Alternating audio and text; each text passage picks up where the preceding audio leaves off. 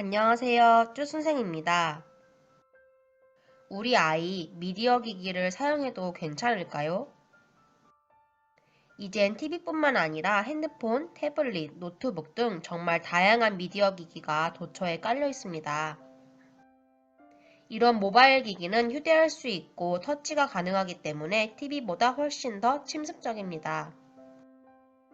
우리 아이들은 어려서부터 이런 미디어 기기를 접하며 자라기 때문에 디지털 네이티브라고도 불리고 있는데요.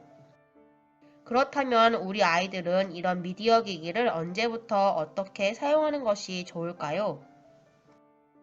미디어 기기 사용에 대해선 아직까지도 찬반 논란이 지속되고 있습니다. 찬성 측의 입장에선 미디어 기기는 이미 선택이 아닌 필수품이며 인지, 운동, 감각의 발달을 돕는다고 주장합니다. 반대 측에선 영유아에겐 불필요하고 발달 단계상 부적절하기 때문에 최대한 사용을 자제해야 한다고 주장합니다. 그렇다면 이러한 주장을 하게 된 이유가 무엇인지 하나씩 살펴볼까요? 연령에 적합한 콘텐츠를 아동이 능동적으로 사용한다면 이는 인지 발달에 긍정적입니다. 이러한 미디어 노출을 foreground exposure라고 합니다. 이에 대한 대표적인 실험은 세서미 비기닝즈를 활용한 실험인데요.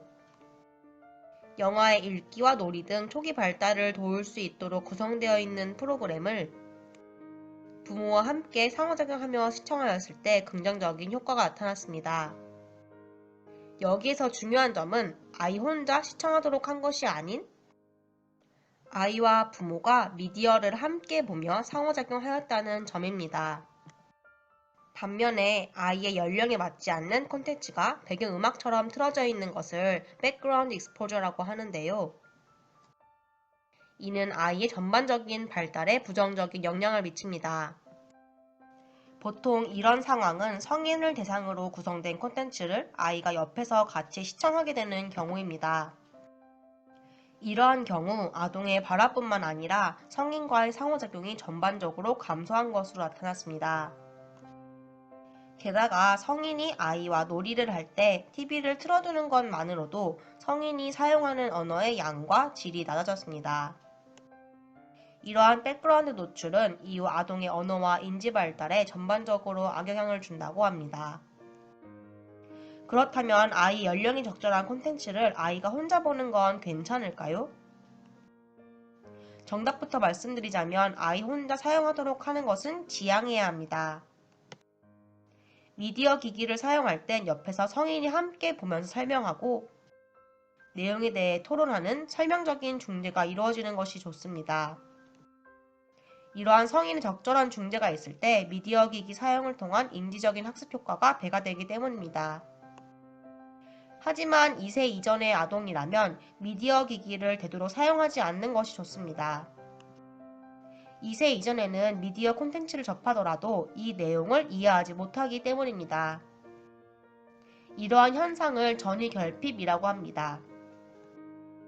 2세 이후에 미디어 기기를 사용하더라도 이러한 전이결핍이 존재하기 때문에 앞서 말씀드린 것처럼 부모가 함께 보며 이에 대해 설명해 주는 것이 좋습니다.